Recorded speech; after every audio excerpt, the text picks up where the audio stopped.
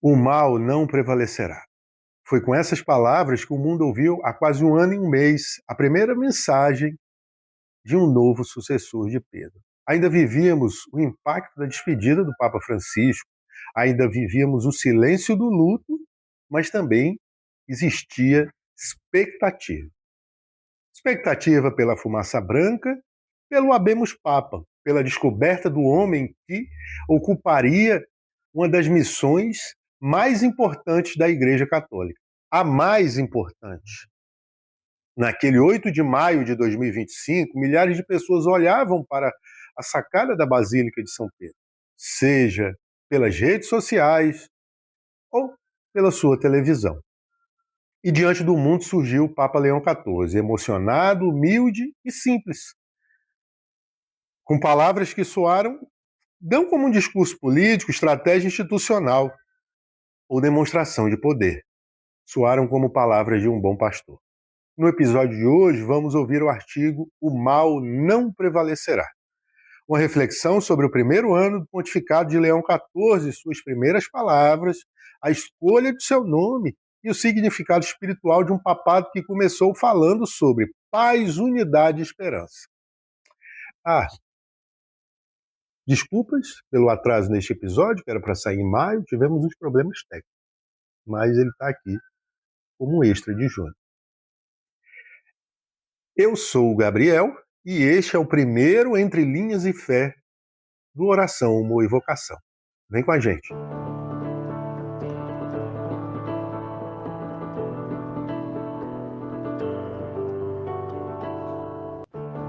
Ainda estávamos atônitos e tristes, surpresos, enlutados com a partida do Papa Francisco, que dias antes, já bastante debilitado, com a voz frágil, abençoava Roma e o mundo por ocasião da paz. Também havia ansiedade e expectativa para saber quem seria o novo escolhido para ocupar o trono de Pedro. Eis que surge o cardeal Dominique Mambert, protodiácono da Santa Igreja, e ele anuncia o tradicional Habemus Papa. Os corações começam a palpitar como tambores em meio a gritos de Papa Leão. Até que surge na sacada um homem baixinho, com um semblante de pai feliz, diante da imensidão de filhos que o aguardavam. A emoção do Santo Padre naqueles primeiros minutos foi algo inesquecível. Eu confesso que aquele dia foi especial. Estava indo para uma consulta com meu avô paterno e ele me pediu para que adiássemos a chamada do táxi para a gente descobrir e saber quem seria o novo eleito após vermos a tão esperada fumaça branca. Os conclaves têm algo de diferente, a gente sabe disso, eles provocam saudade, expectativa e esperança em uma única circunstância, isso não só em nós católicos.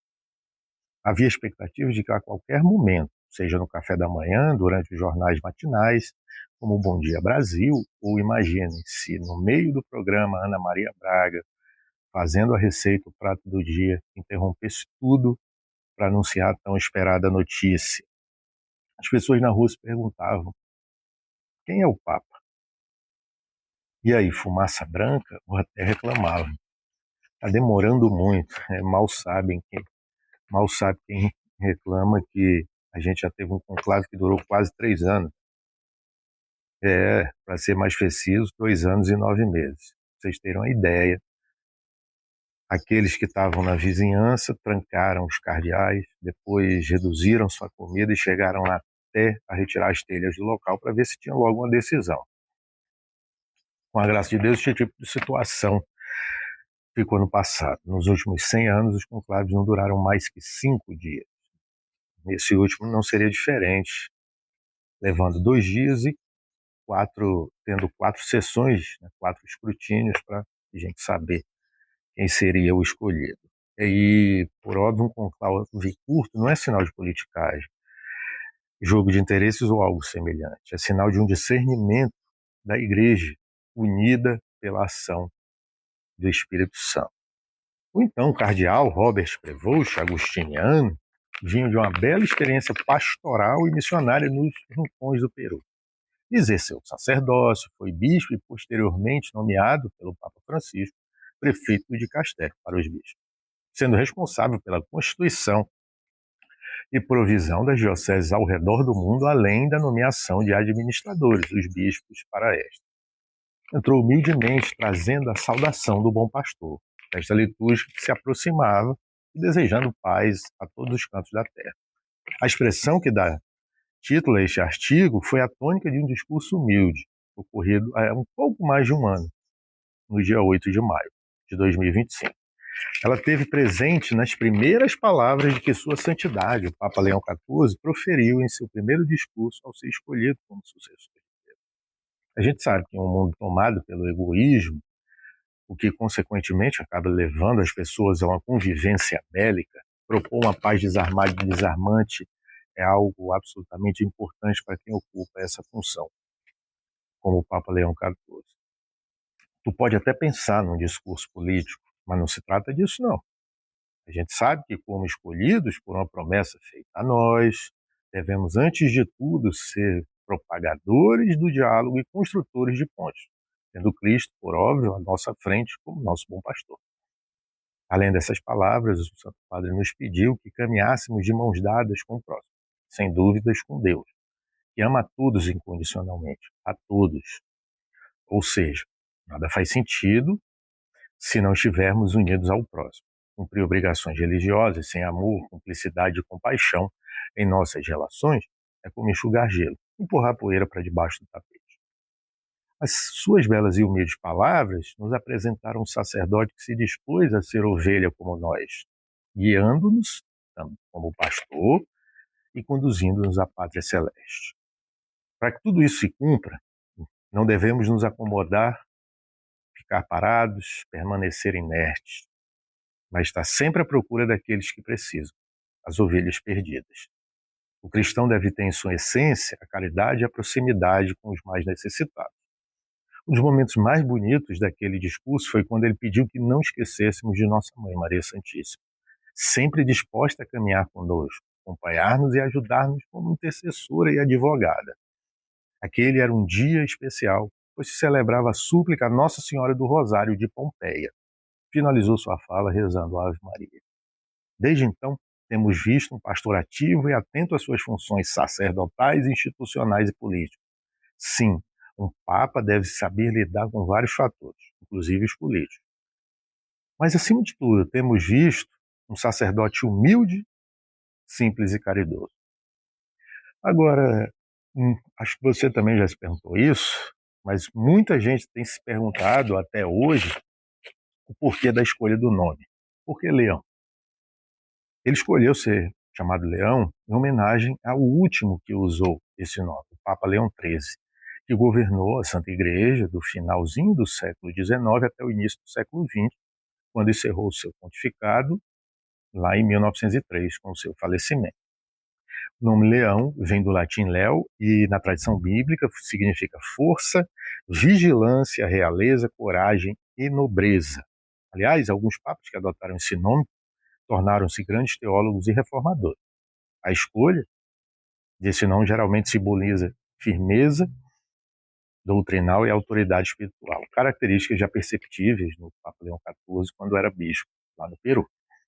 O 13º Leão, lá no início do século, a governar a Igreja Católica, foi extremamente importante para a conciliação em um mundo que se modernizava em meio às revoluções industriais e ao avanço da ciência. O Papa Leão XIV, como seu homônimo, o antecessor, o último que usou esse nome, demonstra ser um homem sábio e atento aos avanços tecnológicos e às questões trabalhistas. Ao citar a grande encíclica Rerum Novarum, escrita por Leão XIII, ele recorda esse documento como um ponto fundamental para os direitos dos trabalhadores em meio às transformações provocadas pelas revoluções industriais. Nesse último 25 de maio, na semana passada, foi lançada a primeira encíclica do seu pontificado.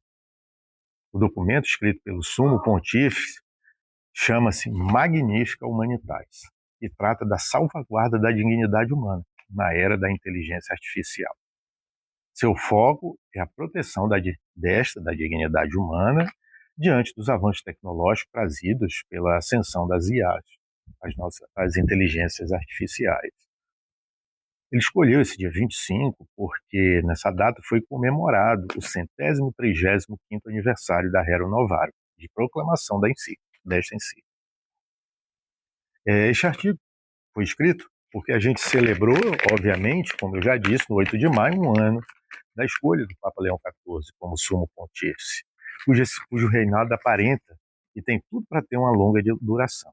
A gente tem um pontífice relativamente jovem para a função, de humor leve e apreciador de exercícios físicos. O Papa Leão XIV era praticante de tênis e academia.